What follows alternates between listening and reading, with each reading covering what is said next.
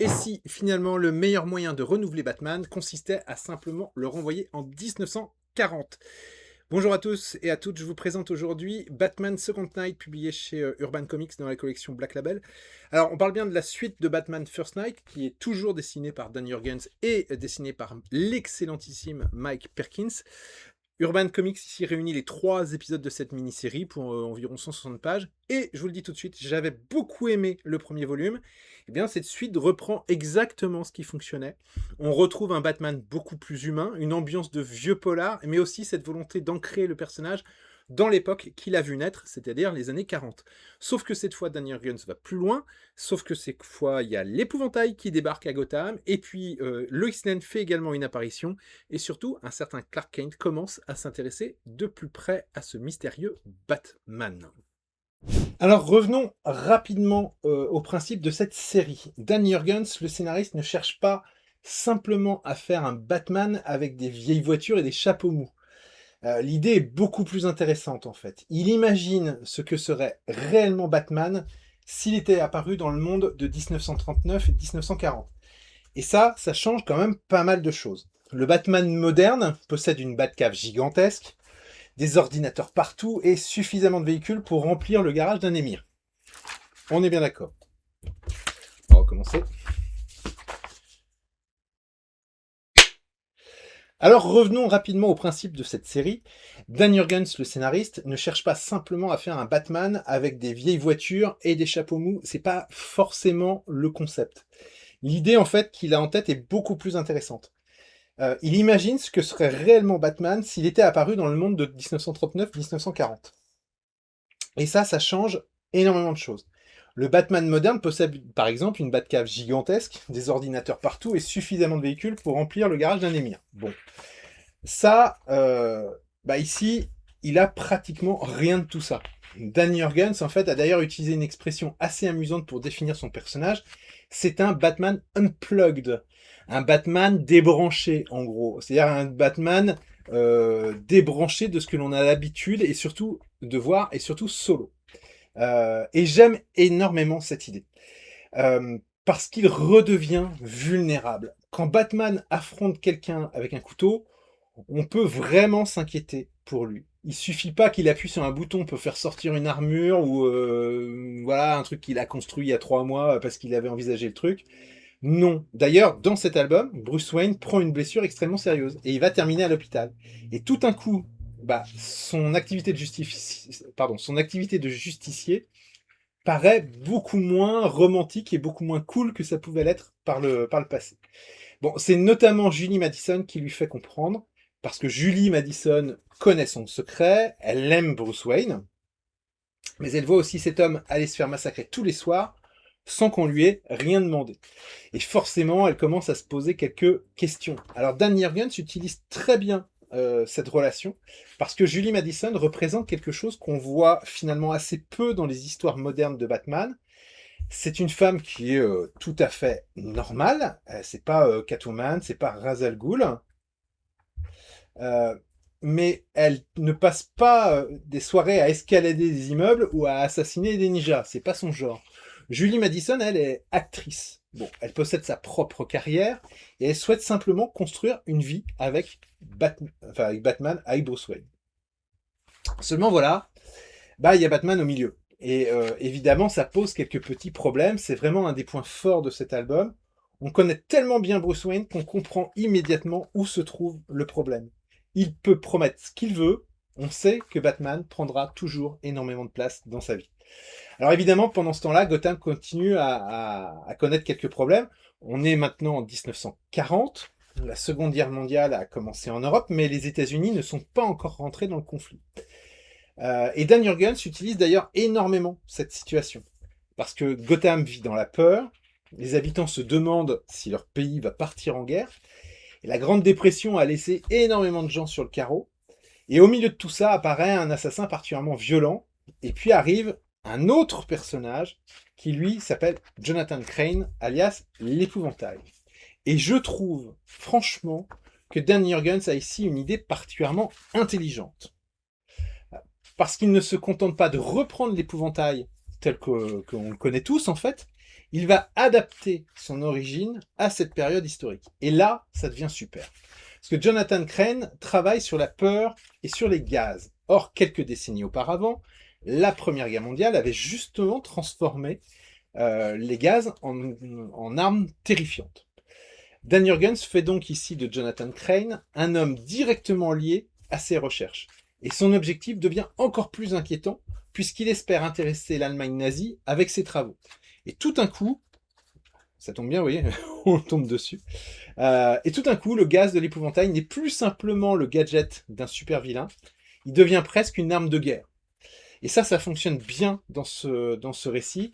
Jurgens expliquait d'ailleurs récemment que le choix de l'épouvantail n'était pas tout à fait innocent. Il pensait notamment au fameux discours de Franklin Roosevelt durant la Grande Dépression, avec cette idée que la peur elle-même constitue le véritable danger. Et justement, tout Second Night parle de ça. Que se passe-t-il lorsqu'une société commence à avoir peur? Que devient une population lorsqu'on pousse suffisamment fort sur ses angoisses? Alors évidemment, on peut difficilement ne pas avoir quelques résonances avec notre propre époque, et c'est ce qui fait, bien entendu, tout le sel de cette histoire. Et sans transformer ce comics en éditorial politique, Dan Jurgens utilise très intelligemment ce contexte. Visuellement, ça donne aussi quelques passages franchement inquiétants, parce que Mike Perkins s'éclate avec l'épouvantail. Regardez donc son apparence dans cet album. On retrouve bien le personnage classique, mais il possède quelque chose de beaucoup plus dérangeant. Par moments, on bascule presque dans un comics d'horreur, et certaines morts sont franchement violentes. Alors Mike Perkins peut vraiment jouer avec les ombres. Il possède exactement le dessin qu'il fallait pour cette série. Son Gotham ressemble à celui d'un vieux film noir. Les voitures, les vêtements, les bâtiments donnent immédiatement l'impression d'être revenus 80 ans en arrière. Regardez par exemple ce type de planche, c'est absolument fabuleux. Et s'il y en a un autre qui fait un super travail, c'est un certain Mike Spicer sur les couleurs. Tout possède une identité très forte. C'est sombre sans devenir illisible. Et surtout, ce comics ne ressemble pas vraiment à un Batman moderne sur lequel on aurait posé un filtre sépia. L'époque existe sous nos yeux. Elle existe vraiment. On la ressent dans les décors, comme dans les comportements. Et c'est probablement une des plus grandes réussites de ce Second Night et du First Night aussi. D'ailleurs, Mike Perkins est allé assez loin dans la documentation. Pour le premier volume, il expliquait avoir parfois consacré des heures à vérifier le moindre petit détail ou le moindre petit équipement, et ça se voit. Maintenant, on va quand même parler de la plus grosse surprise de cet album, c'est que Lois Lane arrive à cette époque. Alors, je vais faire attention, je vais voir où j'en suis, parce que j'ai pas forcément envie de vous spoiler le truc. Lois Lane arrive à cette époque. Alors j'aime beaucoup cette version du personnage. Elle est ambitieuse, elle est particulièrement curieuse. En 1940, voir une femme se comporter ainsi possède évidemment encore davantage de poids qu'aujourd'hui. Elle va rapidement en fait se rapprocher de Julie Madison. Et cette relation, elle fonctionne vraiment bien. C'est un chouette moteur à ce récit. Julie gagne d'ailleurs énormément en personnalité dans cet album. Elle n'existe pas simplement pour attendre gentiment Bruce Wayne à la maison, mais quand vous ajoutez à ça le fait que vous avez Lois Lane dans le coin, forcément, ça rajoute encore plus à la portée, peut-être pas dire féministe, mais en tout cas à la situation de la femme dans cet album.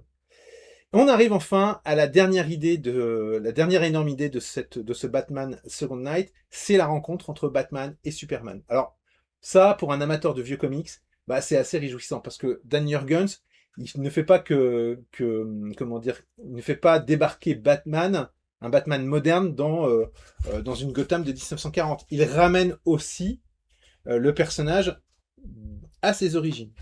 On retrouve un Superman beaucoup plus proche de celui créé par Jerry Siegel et Joe Shuster. Son costume d'ailleurs évoque évidemment cette période. Je vais essayer de retrouver des pages un petit peu plus tôt. Le dessin de Mike Perkins. Bon, voilà quoi. Ça en impose immédiatement. Où est-ce qu'il était le Superman? Voilà. Le costume s'inspire évidemment de la période des débuts de Superman. Mais Mike Perkins s'inspire et aussi beaucoup du Superman des fameux dessins animés du studio Fleischer. Alors, et surtout, bah, ses pouvoirs restent beaucoup moins démesurés que ceux du Superman moderne. C'est un personnage qui est encore en construction, ce qui permet à Batman de rester crédible et d'exister face à lui. Les premières rencontres fonctionnent d'ailleurs très bien. Évidemment, Batman se méfie immédiatement de Superman, un type qui est aussi puissant que ça, mais il découvre en fait un type capable d'encaisser des balles et possédant une force assez incroyable. Et Bruce Wayne n'est pas exactement connu pour faire confiance rapidement aux gens en plus. Bon, Clark Kent, de son côté, lui, bah, il commence très vite à comprendre que Bruce Wayne pourrait bien cacher quelque chose, et ça aussi j'aime beaucoup, parce que Dan Jurgens rappelle que Clark est journaliste. Il n'a pas besoin de vision à rayon X pour comprendre un secret, il observe, il réfléchit, et il assemble les différentes pièces du puzzle. Je vais éviter de vous spoiler la fin. Bah, leur opposition, ouais, non, ça c'est la toute dernière page. Leur opposition donc va fonctionner davantage sur leur personnalité que sur un énorme combat de super-héros. L'album se termine par, parce que la fin est juste derrière, donc je ne veux pas vous la spoiler. On termine sur un publi rédactionnel de 4 pages qui est écrit par Jérôme Wiki, qui revient en fait sur les différentes rencontres entre Batman et Superman, un tandem aux multiples origines, avec les différentes versions de ce, comment dire, de ce duo. Et Dieu sait qu'il y en a eu un sacré paquet tout au long de la publication, des publications d'ici. Voilà. Bon, on se retrouve tout de suite pour la conclusion. Il n'y a pas de galerie alternative de couverture. J'étais en train de me poser la question et en fait, je sais qu'il en existe parce que j'en ai vu sur Internet. Mais ici, il n'y a pas de galerie de couverture alternative. On se retrouve tout de suite pour la conclusion. Alors au final, que vaut Batman Second Night? Eh ben, c'est une très bonne suite à First Night. Dan Jurgens réussit toujours aussi bien à replacer Batman dans son époque d'origine. Mike Perkins et Mike Spicer livrent une nouvelle fois un Gotham magnifique et en même temps inquiétant. Et puis l'épouvantail bénéficie d'une excellente réinterprétation historique. Ils volent la vedette, on va dire presque, à Batman et Superman. Concernant Superman, son arrivée permet d'imaginer une rencontre finalement entre les deux plus grandes icônes de DC Comics plusieurs années avant leur véritable association dans les comics. Maintenant, tout n'est pas parfait. Le dernier affrontement, à mon sens, va bien trop vite. Et puis, il y a quelques raccourcis de scénario qui m'ont fait un petit peu tousser à la lecture. Mais l'ensemble possède une vraie patte, une vraie personnalité. Et c'est ça qu'on vient chercher dans cet album. Donc, bah, on va être clair, c'est une très grande réussite. Et moi, je vous conseille vivement ce Second Night qui est dans la droite ligne du premier et qui peut presque se lire sans avoir lu le premier tome. Je vous laisse là. Bonne lecture à vous. Portez-vous bien. Salut, ciao, à la prochaine.